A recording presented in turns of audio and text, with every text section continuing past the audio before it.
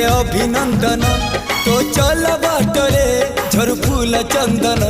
तो चल बाटरे झर फूल चंदन समयर चक्का भौरी